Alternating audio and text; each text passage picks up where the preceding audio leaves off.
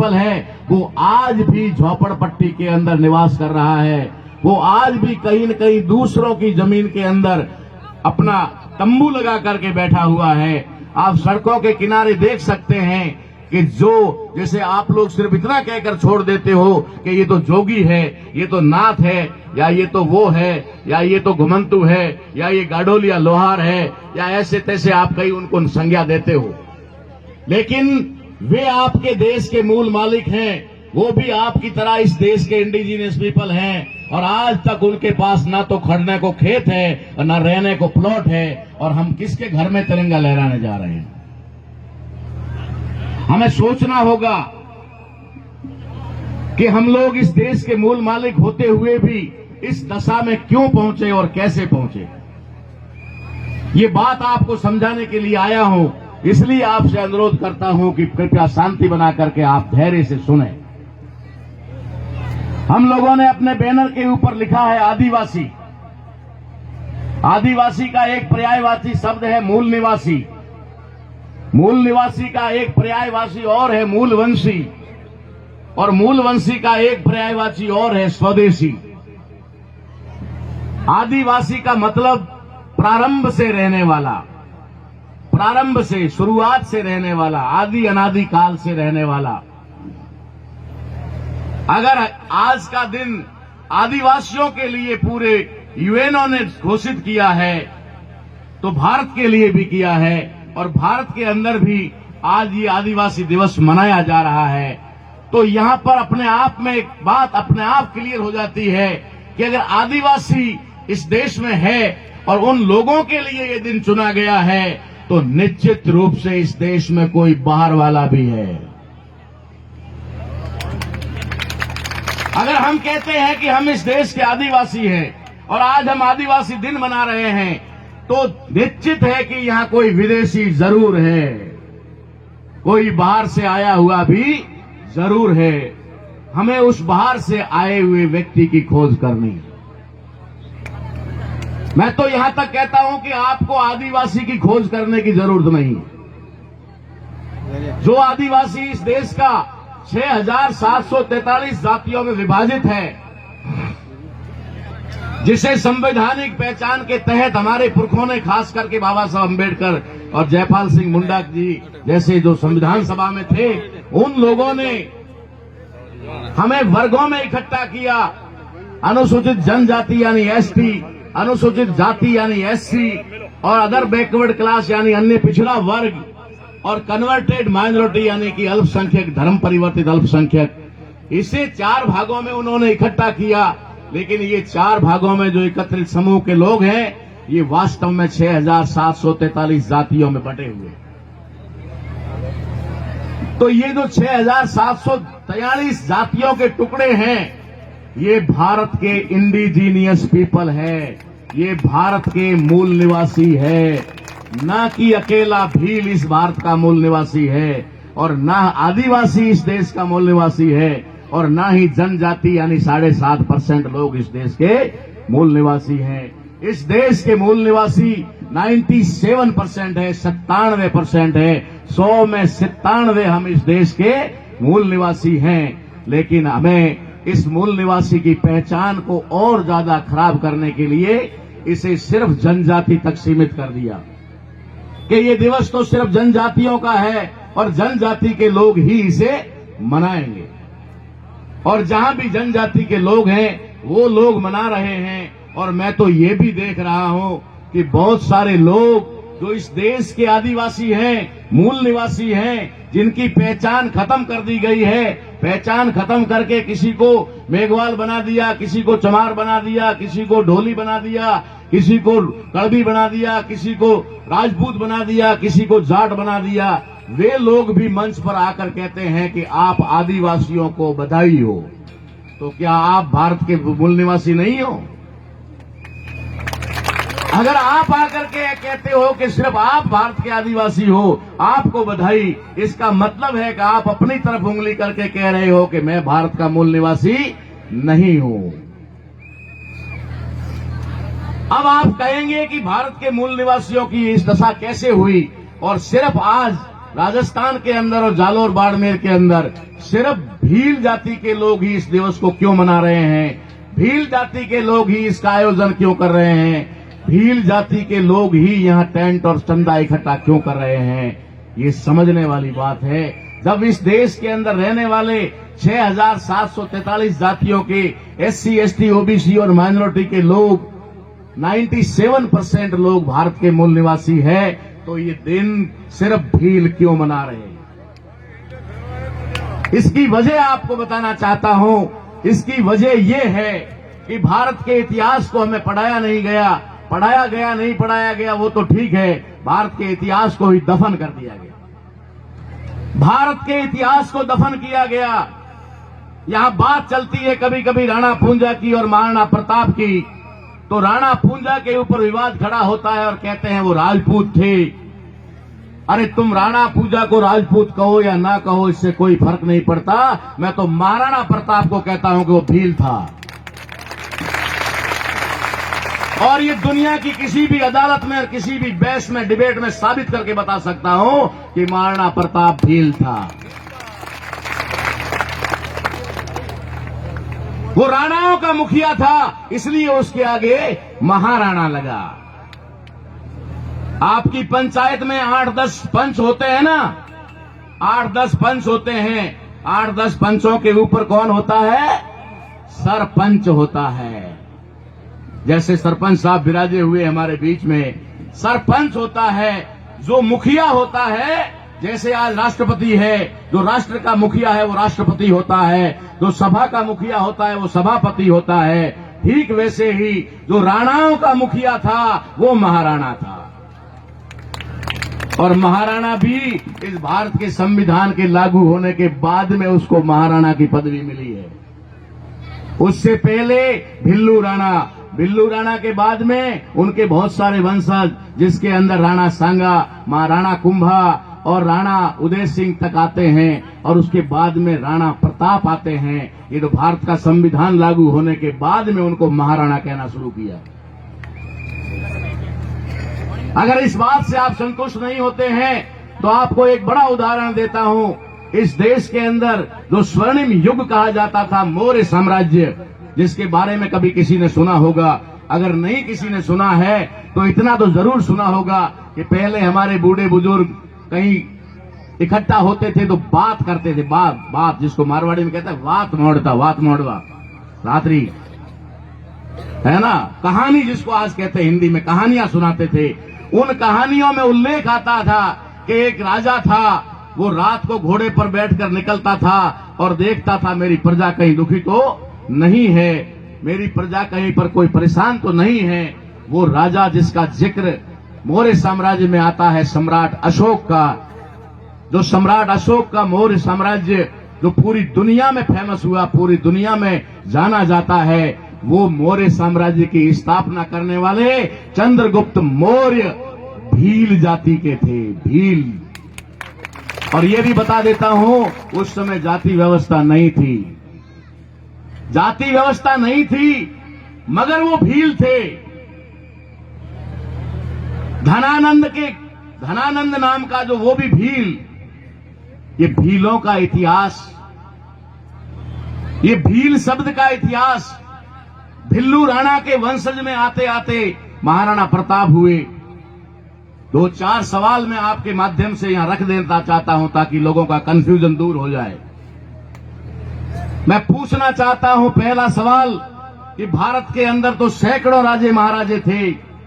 जो बड़े होते थे उन्हें महाराजा कहते थे और जो छोटा होता था उसको राजा कहते थे। मात्र एक मेवाड़ की धरा क्यों थी जहां पर राजा या महाराजा की उपाधि नहीं थी, सिर्फ राणा की उपाधि थी। पूरे भारत में मात्र एक जगह, एक विरासत जहां पर राणा की उपाधि थी, महाराजा या राजा की उपाधि नहीं थी। जब मेवाड़ के मुखिया को राणा या महाराणा कहा जाता था, तब जयपुर, जोधपुर, बीकानेर ऐसे ठिकानों को महाराजा कहा जाता था। अगर वो सवर्ण थे मान लीजिए, अगर वो विदेशी थे मान लीजिए, अगर वो कहा जाए तो कि उनकी दृष्टि में जो ब्राह्मणों ने कहा कि क्षत्रिय थे, तो क्यों नहीं उनको राजा की या महाराजा की उपाधि दी गई? क्यों उन्हें राणा तक सीमित कर दिया गया? इसका मतलब है कि वो राणा थे। वो राणा थे, यानी इस देश के, इस मेवाड़ के मुखिया थे, और इसी वजह से आज भीलों को माजी राणा कहा जाता है। क्या कहा जाता है? माजी राणा कहा जाता है। आप लोगों को ये समझ में नहीं आएगा। गुजरात के अंदर जब पूर्व सरपंच हो जाता है, जैसे हमारे यहां पूर्व सरपंच बैठे हैं, तो गुजरात में पूर्व सरपंच होता है, उसको कहते हैं माजी सरपंच। पूर्व विधायक को कहते हैं माजी धारासभ्य, और एमपी को कहते हैं पूर्व सांसद। इसी प्रकार से महाराष्ट्र में एमपी को कहते हैं खासदार और आमदार। तो माजी लगता है, माजी का मतलब होता है पूर्व। अगर आपकी कास्ट में लगता है माजी राणा, इसका मतलब है कभी आप इस देश के राणा थे, इस देश के मालिक थे, इस देश के हुक्मरान थे। मैं आपको इस कड़ी को जोड़कर बताना चाहता हूं, जो भी हमारे महाराणा प्रताप को मानने वाले हमारे राजपूत भाई हैं, मैं डंके की चोट पे कह सकता हूं कि वे सम्राट अशोका के वंशज हैं। वे सम्राट अशोक के वंशज हैं, वे मौर्य साम्राज्य के वंशज हैं। मौर्य साम्राज्य की 56 राजधानियां थी, 56 राजधानियों को एक एक करके खत्म किया गया। आपने देखा होगा और सुना होगा कहीं न कहीं पढ़े लिखे लोगों ने कि परशुराम नाम का एक व्यक्ति हुआ था, और उस परशुराम ने इस पृथ्वी को, यानी इस धरती को 21 बार क्षत्रिय विहीन किया था। 21 बार क्षत्रिय विहीन किया था, ऐसा आपने सुना होगा। जब एक बार पृथ्वी के ऊपर से सारे क्षत्रियों को खत्म कर दिया, धरती को क्षत्रिय विहीन कर दिया, दोबारा मारने के लिए क्षत्रिय पैदा कहां से किया? जब एक भी क्षत्रिय अगर बच गया होता, एक भी क्षत्रिय बच गया होता, तो धरती क्षत्रिय विहीन नहीं होती। क्षत्रिय विहीन किया, इसका मतलब एक भी क्षत्रिय को नहीं छोड़ा, तो फिर 21 बार मारने के लिए क्षत्रिय कहां से लाए? अरे जाल है, जंजाल है, इसको समझने की कोशिश करो। इस जाल जंजाल को दूर करने के लिए ही हम लोग आए हैं। कार्यक्रम तो आज पूरे राजस्थान के अंदर है, कार्यक्रम तो पूरे भारत में है। मुझे भी बहुत सारी जगह इनविटेशन दिया, मगर मैंने कहा जहां जाऊंगा सिर्फ एक जगह जाऊंगा, जहां जाऊंगा पूरा दिन दूंगा, और पूरा दिन देने के साथ साथ मैं पूरी जानकारी दूंगा। चाहे एक जगह दूं, हाजिरी देना मेरा काम नहीं है। सिर्फ आ गया, हाजिरी दे दिया, साफा पहन लिया, फिर अगले प्रोग्राम में, ये मेरा कार्यक्रम नहीं। मैं आया हूं तो समाज को कुछ मेरे आने का लाभ होना चाहिए। 21 बार किसी परशुराम ने क्षत्रिय विहीन धरती को नहीं किया। इसका सीधा साधा इतिहास हमने ढूंढ के निकाला कि परशुराम नाम का जो व्यक्ति है वो कोई व्यक्ति नहीं था। परशुराम नाम का कोई व्यक्ति पैदा नहीं हुआ। जो इस देश में पुष्यमित्र शुंग था, जिसने मौर्य साम्राज्य के अंतिम शासक वृद्धत की हत्या की, वही परशुराम है और वही राम है, दोनों वही। एक ही व्यक्ति के 3 नाम हैं। ओरिजिनल नाम छुपा दिया गया और नकली नाम आपके सामने रख दिया गया। अब उसने क्या किया? 21 बार धरती को क्षत्रिय विहीन नहीं किया, उसने 21 यहां के क्षेत्रीय राजाओं को राज से वंचित किया। 21 राजाओं को, जिसमें पहला राजा था साकेत नगरी का राजा हरिश्चंद्र, जिसे आज अयोध्या कहा जाता है। सबसे पहले ब्राह्मण ने छल कपट के साथ, धोखाधड़ी के साथ राजा हरिश्चंद्र का राज छीना। उसके बाद में उज्जैन का राज जो विक्रमादित्य के पास में था, राजा विक्रमादित्य, उससे छीना। उसी तरीके से राजा भर्तरी से राज छीना। उसी तरीके से राजा मोरध्वज से राज छीना। मोरध्वज का मतलब होता है जो अपने ऊपर मयूर ध्वज रखता था, यानी मौर्य साम्राज्य का वंशज था। जो मौर्य साम्राज्य के वंशज थे वही थे। आज आपके सामने कैसेटों में और बड़े बड़े कलाकारों के माध्यम से जो जहर परोसा जा रहा है, ये आपके इतिहास को खत्म करने का किया जा रहा है। आपके जालोर जिले में एक लोयानागढ़ नाम का एक बहुत बड़ा इतिहास है। लोयानागढ़ में राजा चंदन हुआ करते थे। राजा चंदन से भी राज छीना गया था।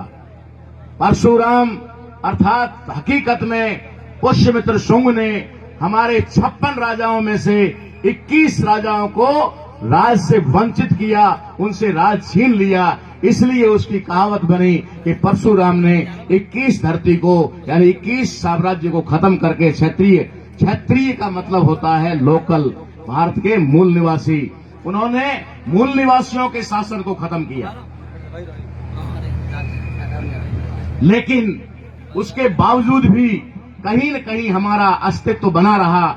और अस्तित्व बना रहा तो उनके वंशज जो गांवों में, जो बड़े या छोटे रियासतों में, वहां पर बच गए। उनको वो खत्म नहीं कर पाए, क्योंकि सब जगह पहुंचाने के लिए उनके पास में लोग नहीं थे। इसलिए उन्होंने क्या किया, उन्होंने उन्हीं लोगों को वहां पर लगाया। गांव में कोई ढंग का आदमी मिला, उसको बोला लगान वसूल करने का काम तुम करोगे, इन लोगों से वसूली तुम करोगे।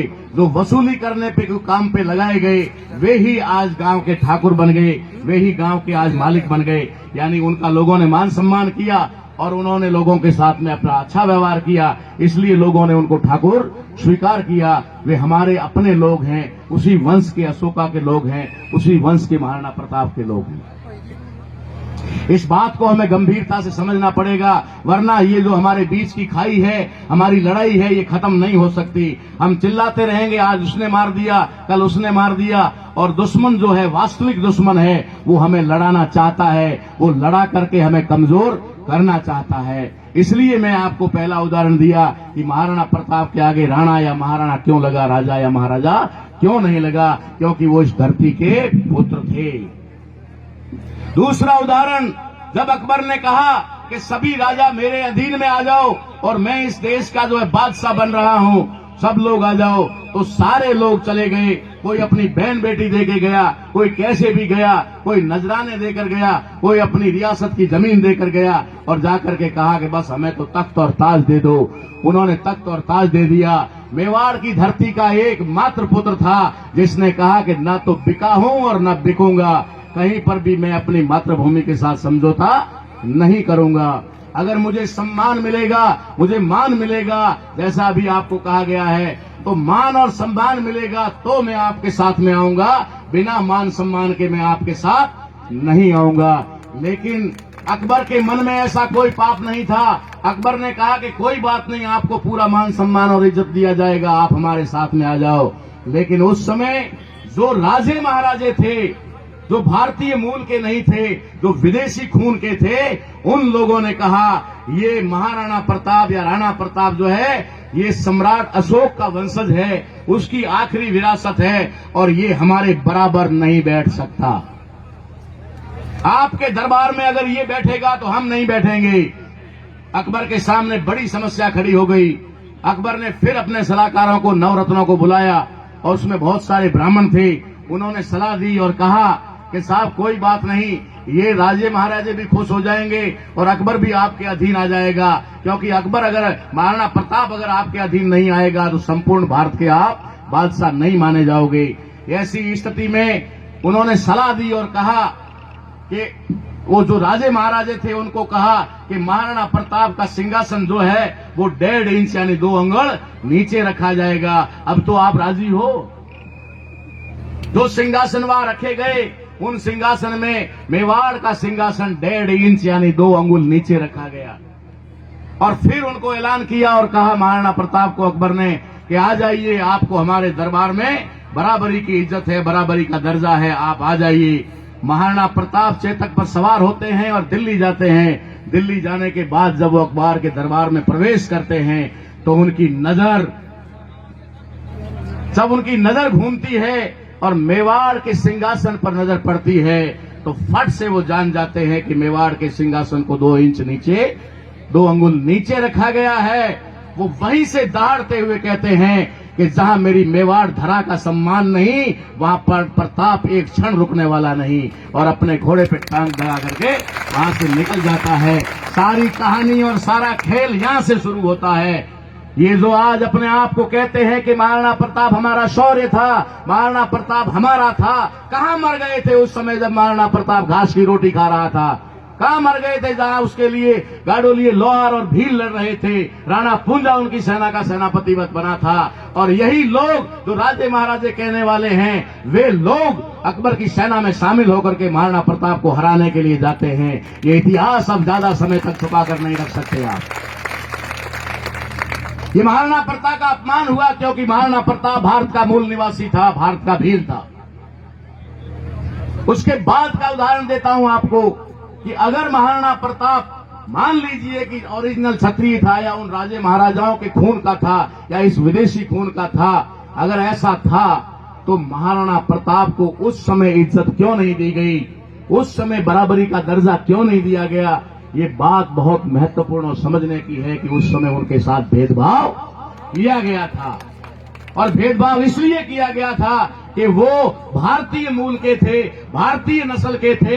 जिन दो नस्लों की बात आपको बताने आया हूं, एक आदिवासी नस्ल और एक विदेशी नस्ल। महाराणा प्रताप विदेशी नस्ल का नहीं था, महाराणा प्रताप भारत की धरती की नस्ल का था, इसलिए उसके साथ में भेदभाव हुआ।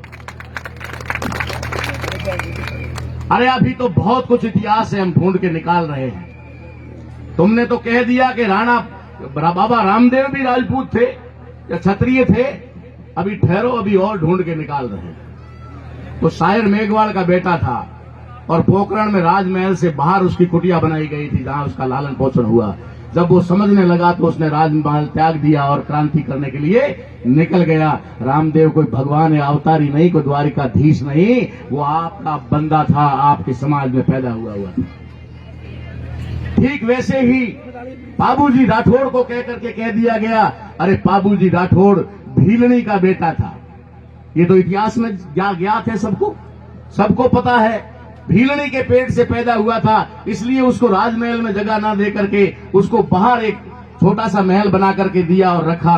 महान आपने सुना होगा कहीं कहावतों में, हड़बू पाबू रामदेव जाम्बो ने जसनाथ। हड़बू पाबू रामदेव, जाम्बो और जसनाथ, ये 5 लोग एक साथ क्रांति कर रहे थे। वहां पर एक साथ उनका आंदोलन चल रहा था। ये कोई भगवान या देवी देवता नहीं थे, ये हमारे समाज के गौरव पुरुष थे। इसलिए मैं उस चीज में ज्यादा गहराई में नहीं जाऊंगा। मैं सिर्फ आपको ये बताना चाहता हूं कि आज हमको तितर बितर करके, तोड़ मरोड़ करके एक दूसरे का दुश्मन किसने बनाया। अगर हमें किसी ने दुश्मन बनाया तो 3% ब्राह्मण ने बनाया। ये ब्राह्मण जो है, इस ब्राह्मण ने हमको गुलाम बनाया, हमको एक दूसरे से ऊपर नीचे बनाया। हम भारत के मूल निवासी और समान रूप से ब्लड के रिलेशन वाले लोगों को आपस में एक दूसरे के साथ भेद कर दिया। ये तो बाम्बी है, ये भंगी है, ये भील है, इस प्रकार का हमें दर्जा दिया गया। ये दर्जा ऐसे ही नहीं दिया गया।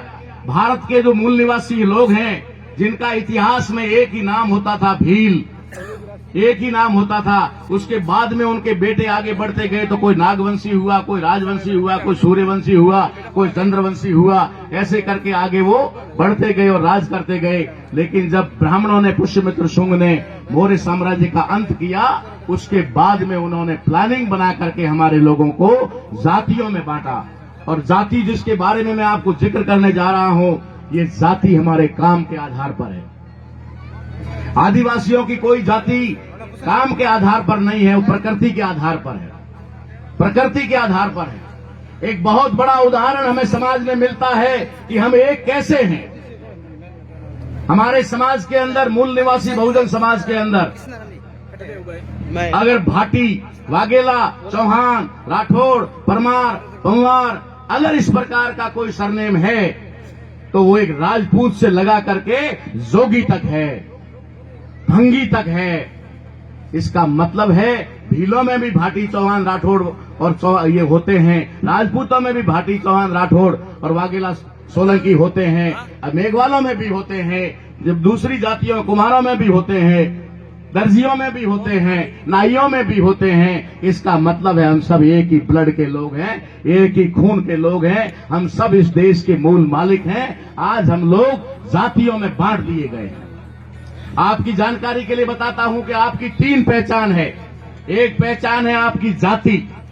अगर आप कहीं भी जाएंगे, बस में बैठेंगे, गांव में जाएंगे, किसी व्यक्ति से मिलेंगे, जब 2 व्यक्ति मिलेंगे तो एक व्यक्ति सीधा सवाल उससे करेगा, भाई साहब कई जाति रहो।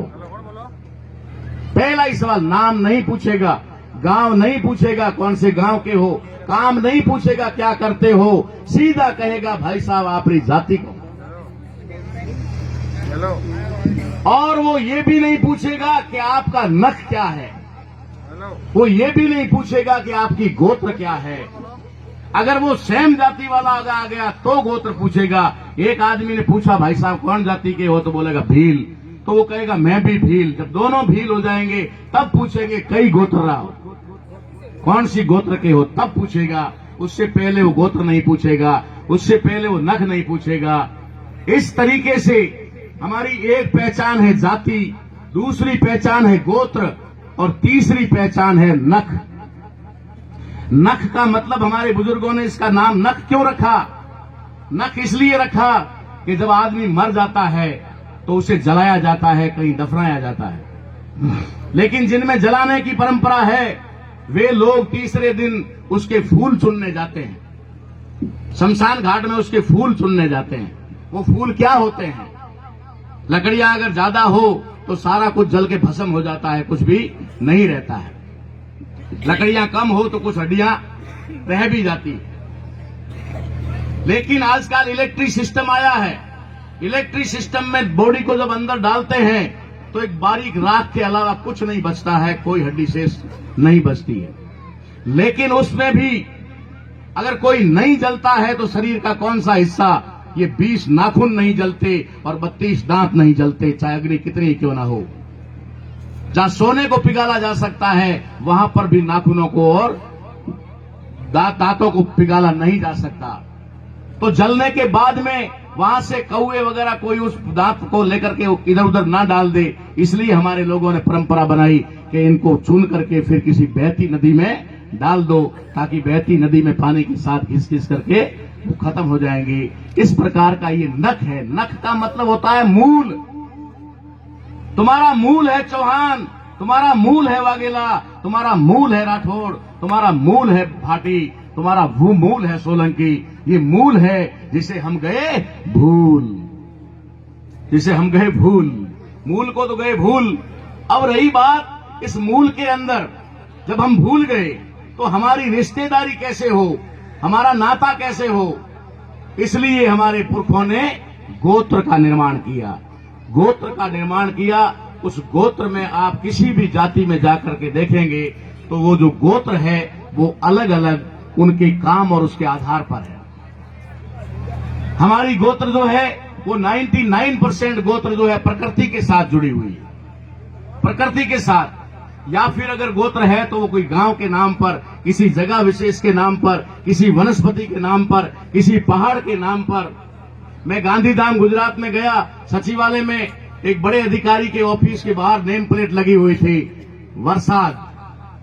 उसका सरनेम, उसका गोत्र या जो था सरनेम था वो वरसाद था। मैं उसके चैम्बर में गया और मैंने उससे पूछा, मैं कहा वरसाद साहब? बोला हाँ मैं वरसाद। तो मैंने कहा मैं मे। आप वरसाद तो मैं मे, और मे में और वरसाद में कोई फर्क नहीं है। ये जो मेरा महीना सरनेम है इसमें मूल में मे है, न तो मैंने अपनी मर्जी से लगा दिया था बचपन में। और मे आपके यहां पर ज्यादा दूर नहीं है। कौन सा गांव? सुराना। ये मेयों का गढ़ बताया जाता है। तो वरसाद, गुजरात में उसको वरसाद कहा जाता है, इधर मे कहा जाता है, यानी एक ही गोत्र के लोग हैं। ये हमारी वनस्पति और प्रकृति उसके आधार पर बनी हुई गोत्र होती है। तो साथियों, ये जो जातियां निर्माण करने वाले लोग हैं, तो मूल और गोत्र को समझने के बाद में हम जाति को समझते हैं। जातियों का निर्माण इसलिए किया कि हमारे लोगों को ज्यादा से ज्यादा टुकड़ों में बांटना था, विभाजित करना था, क्योंकि ये इकट्ठा होकर कहीं हम 3% लोगों से लड़ना लगे। इसलिए उन्होंने हमारी जो जाति बनाई वो काम के आधार पर बनाई। जो कपड़े की सिलाई करेगा वो दर्जी होगा, जो कपड़े की बुनाई करेगा वो बुनकर होगा, और जो कपड़े की धुलाई करेगा वो धोबी होगा। जो चमड़ा उतारेगा वो हरिजन होगा, मेघवाल होगा, भंगी होगा। जो चमड़े का रंग करेगा उसको रेगर कहा जाएगा, जटिया कहा, जट उतारने वाले को जटिया कहा जाएगा। और फिर उसका रंगे हुए चमड़े का सामान बनाकर बेचने वाले को मोची या जीनगर कहा जाएगा। ये काम साला एक ही है, लेकिन काम के आधार पर अलग अलग जाति दे दी गई। ठीक वैसे ही बाल काटने वाले को नाई कह दिया, कुंभ यानी घड़ा, घड़ा बनाने वाले को कुम्हार कह दिया, सोने का काम करने वाले को सुनार कह दिया, तो लोहे का काम करने वाले को लोहार कह दिया। इस तरीके से उन्होंने हमें काम के आधार पर बांटा और बांट करके हमें जातियों में जकड़ दिया। और उन जातियों को जो शुरुआत में 12 जाति थी, वो उन जातियों को आखिर में उन्होंने 6,743 जातियों में विभाजित कर दिया, छोटे छोटे टुकड़ों में विभाजित कर दिया। आज अगर हम लोग विश्व आदिवासी दिवस की बात करें तो हम लोगों को सिर्फ और सिर्फ भीलों को मनाने की आवश्यकता नहीं, पूरे देश के अंदर इसे मनाया जाना चाहिए। और हर जाति को मैं आने वाले समय में, पिछली बार मैंने एक संदेश दिया था कि एक ही दिन 9 तारीख को हम सभी जगह नहीं पहुंच पाते, हमारी समस्या रहती है, समय की समस्या रहती है और लोग भी सब इकट्ठा नहीं हो पाते। इसलिए हमने कहा कि अगले साल से हम पखवाड़ा मनाएंगे। तो साथियों, इस बार 1 अगस्त से कार्यक्रम शुरू हुए थे और अभी 21 अगस्त तक तो चालू है, कंटिन्यू 21 अगस्त तक। अगले साल पूरा अगस्त चलेंगे और उससे आगे 365 दिन चलेंगे। 365 दिन हम इस देश के मालिक हैं, 365 दिन हमारे हैं। जब मर्जी जहां पर लगाएंगे आदिवासी इंडिजीनियस पीपल डे के रूप में मनाएंगे और लोगों को जानकारी और ज्ञान देंगे। लेकिन साथियों, एक बात मैं आपको जरूर बताना चाहूंगा कि जमाना जिस तरीके से आगे बढ़ रहा है और जिस तरीके से आज हमारे समाज में ऐसा मंच लगाने वाले लोग, ऐसे माइक लगाने वाले लोग, माइक पर बोलने और संचालन करने वाले लोग, ऐसे बड़े बड़े कार्यक्रमों का आयोजन करने वाले लोग और यहाँ मंचों पर दहाड़ने वाले जो लोग हुए हैं, वे लोग तीर कमान की बदौलत नहीं हुए हैं, वे किसी लंगोट या पत्तों से ढक करके नहीं। उन्होंने भारतीय संविधान से शिक्षा प्राप्त की है। शिक्षा प्राप्त की इसलिए आज आपके सामने वो यहाँ पर खड़े होकर बोल रहे हैं और आप लोगों को भी जो है गौरवान्वित कर रहे हैं। इसलिए मैं आपको बताना चाहूंगा, इस मंच के माध्यम से हम लोगों को समय के साथ चलना पड़ेगा। समय के साथ अगर हम नहीं चले तो फिर हम पीछे रह जाएंगे। आज बाबा साहब अम्बेडकर के संविधान ने हमें सब कुछ दिया। हां, मैं जानता हूं कि मैं उस वर्ग से हूं जो जंगलों में छुप करके रहता था, जहां पर उसको पहनने के लिए कपड़ा नहीं मिलता था, बदन ढकने के लिए कपड़ा नहीं मिलता था, तो वो मजबूरी में पेड़ों की छाल और पत्तों से अपने बदन को ढकता था। ये उस समय की लाचारी थी, मजबूरी थी। या फिर गांवों में रहने वाले हमारे लोगों को अच्छा कपड़ा पहनने का अधिकार नहीं था, बढ़िया साफा पहनने का अधिकार नहीं था और अच्छे जूते पहनने का भी अधिकार नहीं था। गहने सोने चांदी तो भूल जाओ, बात ही नहीं थी। अगर वो नहीं था, इसलिए हमारे लोग नंगे बदन घूमते थे। इसलिए हमारे लोग, जब साफा पहनने का अधिकार नहीं था, तब वो गमछा बांधते थे, तब वो इस प्रकार का लंगोट जो है लीरी पे शरीर तन पे माथे पे बांधते थे। अरे आज बाबा साहब अम्बेडकर ने हमें टाई कोट सूट, शेरवानी, घोड़ी पर चढ़ने का अधिकार, लिखने पढ़ने का अधिकार, कलेक्टर मंत्री एमएलए एमपी बनने का अधिकार दे दिया। अब हम लंगोटी की तरफ क्यों जा रहे हैं, ये बात थोड़ी मेरे भी समझ में नहीं आ रही। अगर हम लंगोटी की तरफ जा रहे हैं, बाबा साहब अम्बेडकर ने कहा कि मैंने तुम्हें कपड़ा पहनने का अधिकार दिया, मैंने तुम्हें पढ़ने लिखने का अधिकार दिया, मैंने तुम्हें खेत खलियान और जमीन रखने का अधिकार दिया, मैंने तुम्हें सोने चांदी के गहने बनवाने पहनने का अधिकार दिया, मैंने आपको मंथली तनख्वाह लेने का अधिकार दिया, मैंने आपको डेली हाजिरी में 500 और 1000 रुपए डेली लेने का अधिकार दिया। अब तुम नंगे और भूखे की तरह इस तरीके से भेष बनाकर आते हो, तो बाबा साहब अगर कहीं से देख रहे होंगे तो उनको दुख होता होगा कि ये लोग पता नहीं कहां जाना चाहते हैं। मैं अपनी संस्कृति को अच्छी तरह से समझ सकता हूं। आपकी संस्कृति आपकी कोई कपड़ों में नहीं छुपी हुई है, आपकी संस्कृति कोई आपके तीर कमान में नहीं छुपी हुई है। ये तो हमारा उस समय का हथियार था। आज तो AK-56 आ गया, 47 आ गया, आज तो पता नहीं क्या क्या आ गया, आज तो मोबाइल वेपन आ गया, मोबाइल के माध्यम से भी आदमी को मारा जा रहा है। तो आप कैसे कह सकते हैं कि हमको आज फिर तीर कमान की जरूरत पड़ी? तीर कमान हमारे लोगों का उस समय का हथियार था, उसका हमें सम्मान करना चाहिए, उसका हमें गौरव महसूस करना चाहिए। मगर आज के जमाने में अगर हम तीर कमान लेकर निकलेंगे तो कोई लड़ाई हम जीत नहीं पाएंगे। ना तो कोई शारीरिक लड़ाई जीत पाएंगे, ना कोई मानसिक या बौद्धिक लड़ाई जीत पाएंगे। इसलिए हमें तीर कमान को अपने घर में रख करके अपना सम्मान करना चाहिए। उसके लिए मैं आपको मना नहीं करता, लेकिन आपके घर के अंदर हर व्यक्ति के जितने घर में मेंबर हैं उनकी जेब में एक पेन जरूर होना चाहिए। ये आज का धनुष है, आज का तीर है, आज की तलवार है, ये आज का AK-56 और 47 है। बाबा साहब अम्बेडकर ने ना तो किसी को गाली दी, ना किसी को बुरा भला कहा, ना किसी से लड़ाई झगड़ा किया, ना कभी एक कतरा खून बहाया, ना एक दिन भी जेल गए, और भारत की 2500 सालों की व्यवस्था को बदल दिया। किस आधार पे बदला? किस आधार पे बदला? उन्होंने एक खून का कतरा नहीं बहाने दिया, लेकिन स्याही समंदर जितनी बहा दी। स्याही जो है वो समंदर जितनी बहा दी। बाबा साहब अम्बेडकर से ज्यादा साहित्य लिखने वाला आज दिन तक इस धरती पर कोई पैदा नहीं हुआ।